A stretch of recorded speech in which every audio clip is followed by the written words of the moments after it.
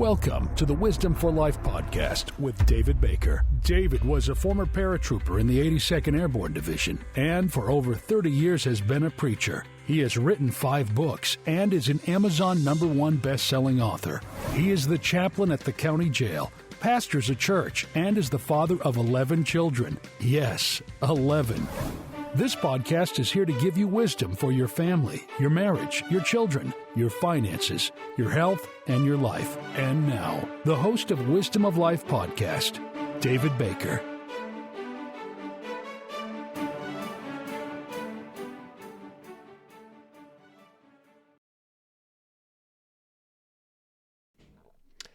Hello and welcome, David Baker. Welcome to the Wisdom for Life podcast. And it is time for a regular one where we throw in a few more things and just a quick teaching. And so looking forward to this. Got some special things to be able to give you and some future things that we have out. So first this is the Wisdom for Life podcast. We want to give you wisdom. Wisdom is knowing what to do and having the power to do it. We want to give you wisdom for your life, your family, your marriage, your children, your finances, your health, and our country. So today we're going to talk about our country. And for a few weeks we are. Today's main lesson, the big why. The big why. So first we want to, quote, learn you something. We'll have a joke, something we like and don't like, and a quote, and then we'll jump in. So if you haven't subscribed, please do. If you have a question, ask pastorbaker@gmail.com. If you want to see video, YouTube channel, Wisdom for Life podcast, and also on Rumble. All right. To learn you something, did you know that sharks like to taste the internet? All right. If sharks scare you, bother you, you're not alone. And so sharks have a taste for fiber optics cables, okay, that are strung across the ocean floor, linking the United States, Europe, and Japan. And so sharks, something about that fiber optics gets them riled up, and they go and try to bite and eat that. So not a good thing for fiber optics also. All right, so a joke. This is sort of cute, I thought. And by the way, we ought to be able to laugh at ourselves and joke at ourselves, even religious things. And you got a good joke about a religious group like mine. I'm fine with it. Here we go. A Jewish rabbi and a Catholic priest. Okay, you ready? We're good friends. At a picnic one day, the priest was eating a ham sandwich. You know, he said to his friend, "This ham sandwich is delicious. I know you're not supposed to eat ham, but I don't understand why such a good thing would be forbidden. When will you break down and try it?" To which the rabbi replied, "At your wedding." You got that? Jewish rabbi and a Catholic priest, okay? He just turned it around on him. Things I love helping people. I love helping people. Just getting ready to do this podcast. Literally, everything's turned on, ready to go. Got a phone call from someone that needed help. I got off the phone. Well, before I finished that call, I got another call and from somebody else that needed help. I love helping people. When you can take the Word of God and you can apply it to people's lives and the problems and situations that they're going through, it is a great thing to be able to help people. I love that. Things that I hate, people that I can't help. People that I can't help. Today, when I was at the jail teaching a class, there was a guy in one of the observation rooms, and he's going crazy. He's standing on top. He's throwing a fit. He's causing problems. They had to take him out. And I know the guy, and I wanted to help him, and I hurt. I just couldn't. Someone texted her early this morning. Their daughter is being bullied at school. And boy, you want to be able to help. And bullied so bad that the child doesn't even want to eat. Just that's such a big pressure on them. Boy, it makes you want to help everything and everyone. And there's times that we just can't help. Their financial problem is bigger than what I can help. Their health issue is out of my control, that bullying problem. Things I hate it when I can't help someone that I want to. That's a hard and a tough thing. All right, quote, I haven't given my favorite quote in a while, but the new quote is by the same guy, so I thought I would give my favorite quote again. My favorite quote is this: "Remember, not everything you read on the internet is true." Abraham Lincoln. told that live the other day, and people were just looking like it took them, we used to say slow freight, okay? It took a while to connect. What? All right, this is by Abraham Lincoln, and a true quote by him. In the end, it's not the years of your life that count. It's the life in your years. It's not the years of your life that count. It's the life in your years. Thought that was pretty good. All right. So, want to get, you have a Bible trivia. So last week, what type insects did John the Baptist eat in the desert? Pretty simple, locusts, okay? I'm sure everyone got that. So anyone want to sign up for that? Locusts? I mean, like big grasshoppers, but they're juicy grasshoppers. Oh, couldn't imagine. All right, for next week, the question is, who were the first apostles called to follow Jesus? Who were the first apostles, or if you want to name the first apostle called to follow Jesus?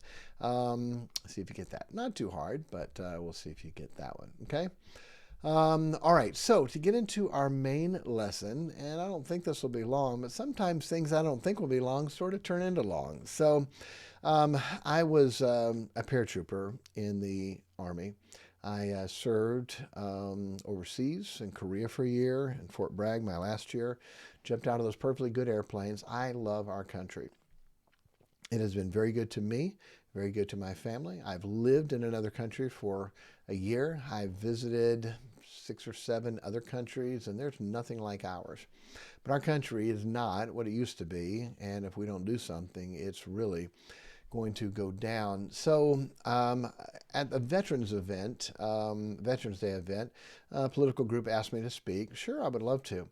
And the lady that asked me said, would you consider, whatever you want to speak on is fine, but what about speaking on Christians being involved in politics? Like, oh, sure, I would love to speak on that. So I did, and it went well. And after it was over, I said, okay, God, do you want me to do anything with this? And felt like He wanted me to put it in a book. And so I added chapters to it and wrote a book, and it's been proofed and edited and it just got laid out. And right now, in the next day or two, it should be uploaded to Amazon. So hopefully by the time you listen to this, you can go on Amazon and find it. And so the book is called How Christians Can Save America. And the subtitle is A Nation in Dire Distress. If it's not up there yet, you can go to ChristiansCanSaveAmerica.com and you can see the cover. You can pre-order it if you want to, or just wait till it comes out. We'll let you know when it does. And for the next few Wednesdays, this regular podcast, I'm going to be talking about this and this issue and the bigness of our country and what can be done and what should be done and what it's going to take to be able to save our country. So it's a big deal. So the introduction, I talk about the whys. It has been said that to have a meaningful change in anything, you need to have a big why. If you want to quit smoking or lose weight, you need to have a bigger why than the pleasure of smoking cigarettes or overeating food, or it won't change anything. Same thing for America. Would you like to save America? Most people yawn. Not really. It's okay. I'm fine. I know it's not perfect, but I can't do anything. Okay? That's not true. You can't. Why do you want to save America? To have a meaningful change, there must be a big why. Do you realize how close we got to losing our freedom because of the last election? Do you realize that? The liberals want to make Washington, D.C. and Puerto Rico states, which would force our country to have 4 new liberal senators that would probably give them control of the Senate for decades. They want to get rid of the filibuster rule, so it only takes 51-person vote to do anything in the Senate. They want to pack the Supreme Court with 4 new liberal justices that would control the court for decades.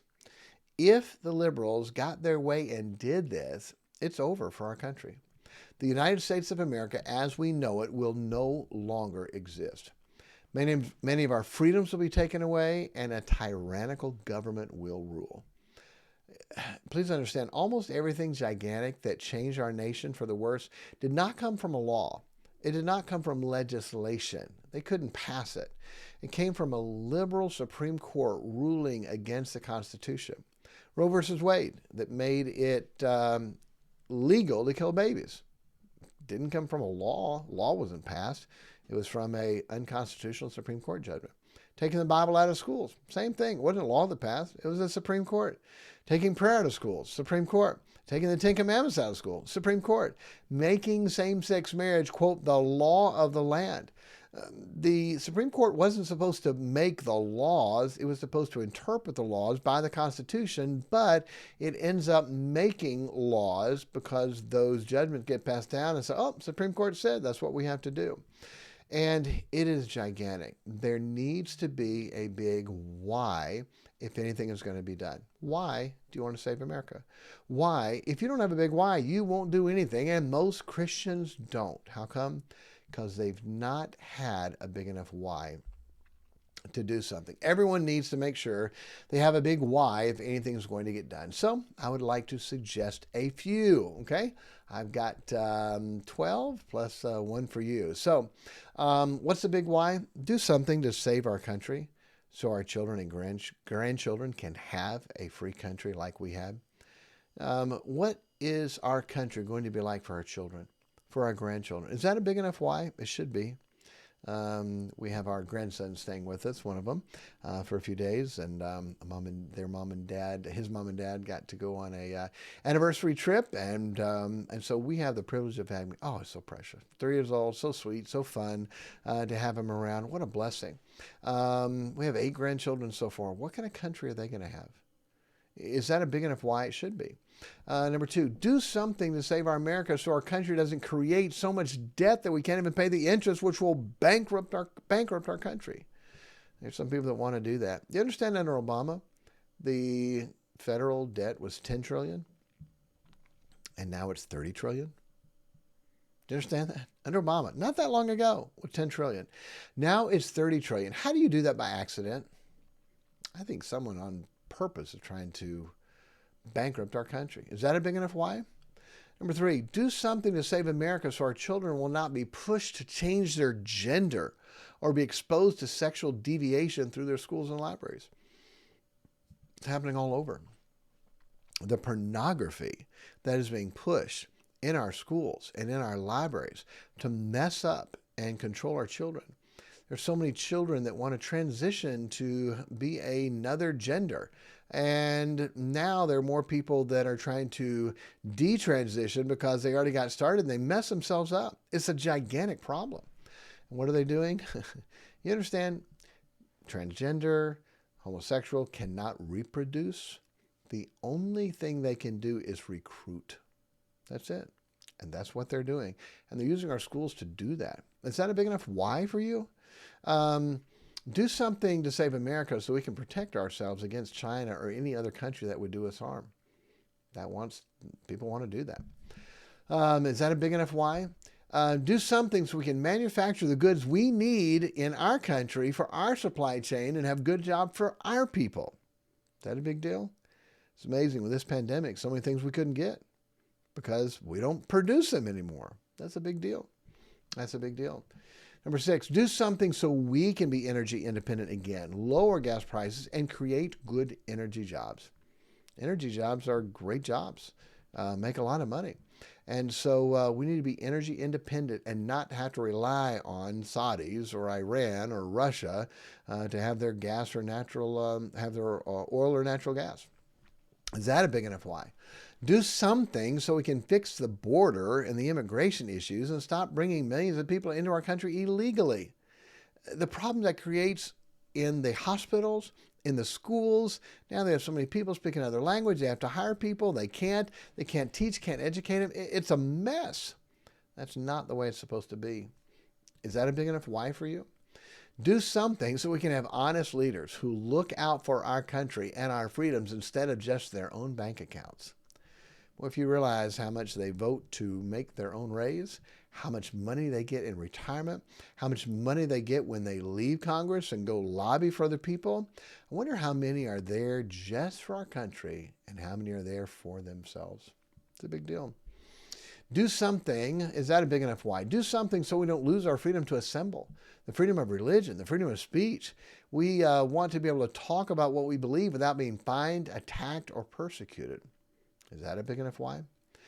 Do something so we can have people who promote racial unity instead of racial division, who want to create a unified country that is indivisible and for all, instead of trying to divide us. There's so many people, they're race hustlers. They use race to divide us, and it shouldn't ever be that way. Do something so we can have a country that tries to help everyone get ahead financially, and not one that tries to create division and class warfare between the rich and the poor. We want to create an economy in which everyone does better. Is that a big enough why? And last, fill in the blank. What's your why? What would motivate you to do something to save our country? This is called How Christians Can Save America. If you don't have a big enough why, guess what? You won't do anything. Is there a big enough why? All those reasons are important to me. What about you? What's important to you? Fill in the blank. What is your big why that will motivate you to help save our country? I hope that you will get one and have one. All right. That's the start. We'll pick up there next time and get into some big things that will hopefully be a help to you, to our country, and all of us. And if you need to get the book, you can go to ChristiansCanSaveAmerica.com, pre-order it, or if it's available, then you'll see a link there where you can go and get it also. Hey, God bless you. Have a great one. Hey, get wisdom. It is the principal thing. And be kind to everyone, because everyone's having a tough time. God bless you.